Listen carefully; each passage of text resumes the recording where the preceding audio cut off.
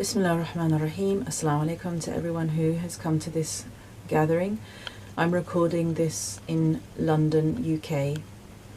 I've been Muslim for nearly 20 years. I converted in April 1999 and I was about 26 at the time, which they say is the average age for people converting to Islam.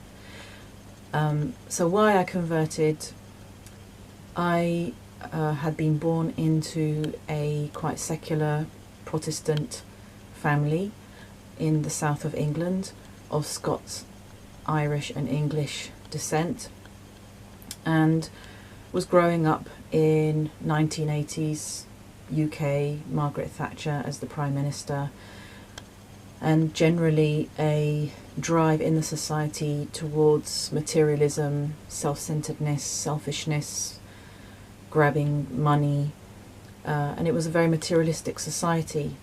Because of growing up in a secular environment, that meant that Christianity for us was just a kind of culture. We had some values, and we, got together at Christmas, we got together at Easter, and that was about it. And we never really discussed belief. It wasn't a topic of conversation in the family. But for me, I had always felt inherently within myself that I am not of this world, that there are other worlds, there are spiritual worlds, and that we are going to eventually pass out of this world. So we did go to church when I was younger, but stopped when I was about 12 or 13. And after that, I was looking into different religions, but I had not heard of Islam or knew anything about Islam till I was 19. I had been studying in Japan and I visited Malaysia on my way back to the UK, and this was my first experience of a Muslim environment. And I had been in Japan for 3 months, which again, Japan has become very secular. It's lost a lot of its religious traditions. So again, I was in a very materialistic environment. Coming to Malaysia, I felt totally different.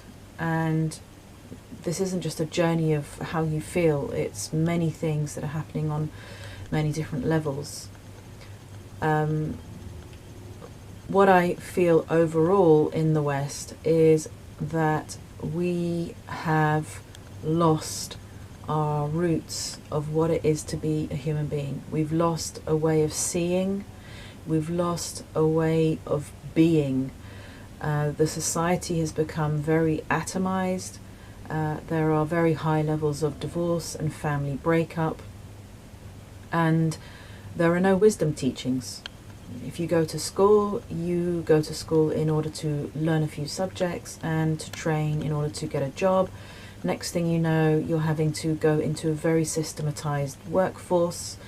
And actually, although there is meant to be freedom in the West, there is in fact a very specific culture that you have to fit into in order to be accepted. And a big part of that culture is drinking. And that is supposed to be the act of, kind of rebellion, freedom. And I never liked drinking. I wasn't interested in drinking. I never, I might have tasted it a couple of times when I was younger and I didn't like the taste of it. My mother didn't drink for health reasons, so I grew up in a non-drinking family. I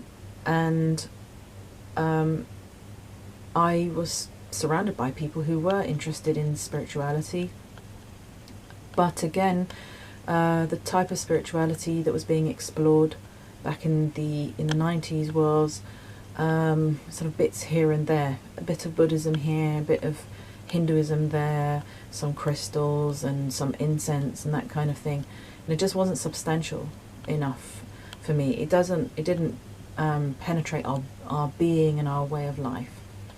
I was very impressed with Islam. I did make some Muslim friends in my early 20s, particularly one young woman who was about a year and a half older than me, We became very close, and what I liked about Islam was that it wasn't fashionable. It wasn't hip. It was orthodox. It was plain and simple and clean. And it taught me things that I had not been taught in my society, because my society has lost those values. Particularly, in the name of women being liberated, you're basically just chucked out there and you get on with it and you fight, alongside everybody else for your survival. Whereas in Islam, women are actually protected. And I know that might make people feel a little bit wary, because in the Victorian era, women were stifled and restricted in the name of being protected. But Islam is not like Victorian England. Women are valued for being scholars. They are valued for their spiritual merits. They are valued for holding family networks together. They are valued for their charitable work. They're valued for modesty. As you may have heard, women are not assessed, or shouldn't be assessed, according to their looks. Again, in the name of being free in Western society, women are psychologically manipulated into exploiting themselves and cheapening themselves, and are holding themselves out there in order to be scrutinized. The most private part of your being, your body, the private parts of your body, are being put out there for anybody to assess and scrutinize and judge. And I'm hearing that it's even worse now for generations coming up after me. I felt it coming on in the 1980s, 1990s. And I hear it's just got worse in terms of the psychological and mental pressure that is put upon girls. Another thing in Western society is that the position of the father has been totally denigrated, not considered of any value, of any importance, and now 1 in 3 children are growing up in fatherless families, and it's considered to be no big deal, whereas it is a big deal. We have young people who are deeply psychologically damaged from parental breakup, from the loss of contact with the father. They don't even know what a father is. This is affecting how boys, what they think about masculinity, and it's creating a mess. It's creating an absolute mess, and we're wondering why our youth are, suffering from depression and confusion. Islam is a sanctuary. It's a sanctuary. It is a place of sanity. It is a place of sacred brotherhood, sacred sisterhood, mutual respect.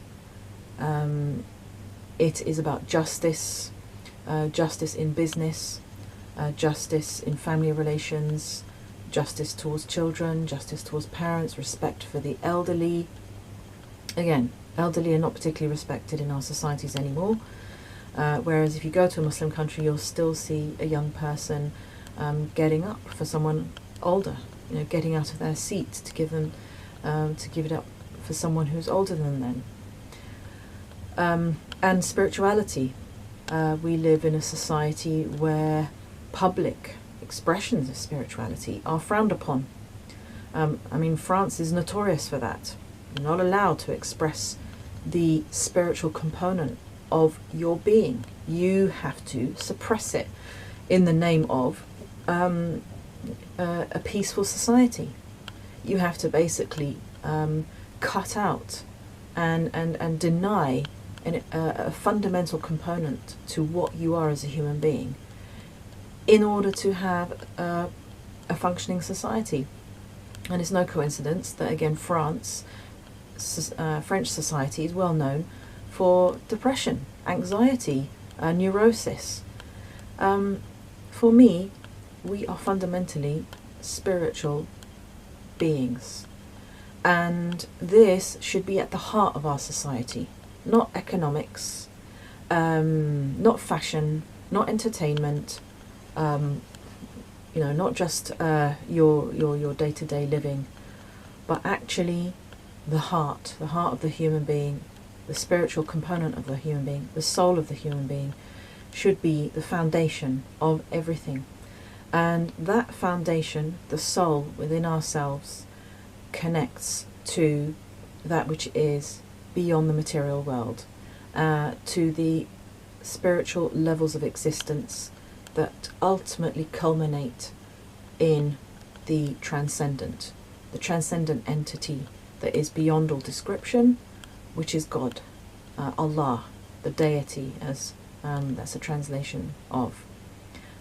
So what I found with Islam is that whereas before I had been thinking from time to time about spirituality, and it had been kind of on the periphery of my life, or kind of in various different corners of my life, Islam puts the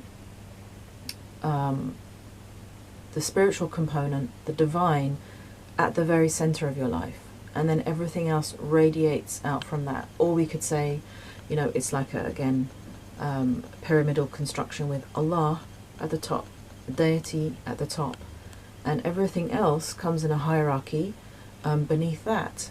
And it makes sense. Allah is the ultimate reality. All other realities are lesser realities. And we are going to go back to return to that reality. Regarding life after death, which is a fundamental belief in Islam, there are so many anecdotes, so many accounts of how people have had encounters with those who have passed over into the next world, over to the other side. So many, even from people who don't believe, even from people who are atheists. They have encountered people who have passed over to the other side, and I've heard this from people from all different backgrounds, including atheists. There is some kind of existence beyond this life. I've heard disembodied conversations talking in my ear about particular situations or particular people, and I have made investigations, and I have found out that these conversations that I heard related to specific events. We are interacting on the spiritual level all the time, sometimes without even knowing it. So overall, the worldview of Islam fitted with how I felt anyway. I've always struggled with the secular culture. I continue to struggle with it because, for me, it doesn't make sense. Obviously, those who don't believe in God will say that religion doesn't make sense and that the concept of God is illogical. Whereas I find that considering an existence, just this material existence, as the ultimate and only existence, for me, is just not logical. And to have to live according to that belief just seems absurd to me. I can't live an absurd life. We were given this life, it's a precious gift, and we have to do what we can with it, with the best, while we're here. I just want to say that it's given me peace. I have no regrets. It may not have been easy after converting, because number one, you automatically exclude yourself from a lot of job opportunities. If you're wearing a scarf or if you're a convert, that's a lot of job opportunities automatically denied you. And of course, friends, they may be concerned, or they feel that you're not who you are anymore, and they drop you. Same with certain family members. They all distance themselves from you. And you have to weigh up your priorities. If people are going to drop you, distance themselves from you, alienate you, because of the fact that you can't abide by the fake culture in which you've been brought up. If they're going to drop you because of that, then, unfortunately, they're not really worth it as people to know, very sadly. And so you continue on with your journey and a path opens up. Allah gives you a family, a spiritual family. And there's so much in the world that needs to be done. So many people out there without families themselves, so many orphans. And a path has been opened up for me.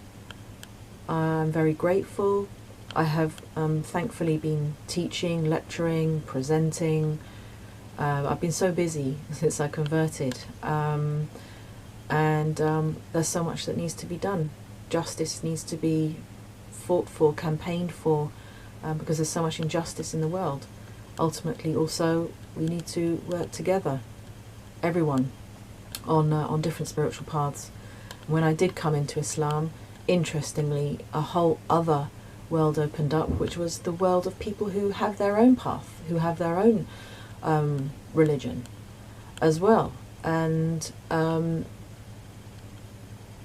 there have been beautiful opportunities for some good conversations, even with an uncle of mine who I'm grateful to God for having given me the opportunity of having a meaningful conversation with a great uncle who I'd never really met as a child, and met him at a funeral and had a conversation with him, found out he was a Christian, practicing Christian, and we had a good conversation about what's happened to our society, where is meaning, where is value, and after that he passed away. So I'm glad that we were able to have that conversation.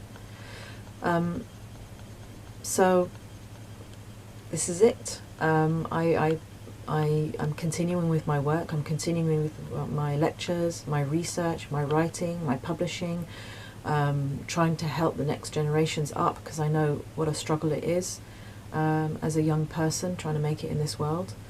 And we all just do our best.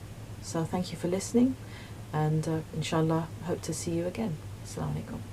Peace be upon you.